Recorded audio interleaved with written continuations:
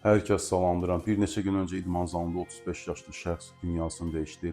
Allah ailəsinə səbir versin, 4 övladı var. Allah onları qorusun, böyük bir dərddir. Allah rəhmət eləsin. Mən girib komment oxuyuram, yazılar idman zalını insanları qırır və s. Xeyr dostum, yaxşıdır ki, bu gənc nəsil, yaşlı nəsil idman zalına gedir. Getməsələr, inanın ki, ölüm daha da çox olar. Ən böyük problem nədir? Bax, orada deyirlər ki, insult.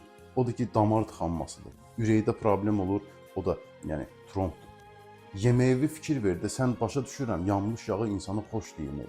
Amma sən bilirsən bu sənə ziyandır. Adi zapravkaya gedirsən, benzin vurursan, benzin adama elə xoş gəlir, sən onu içmək istəyirsən. Amma içə bilmərsən, bu yəni səni öldürər.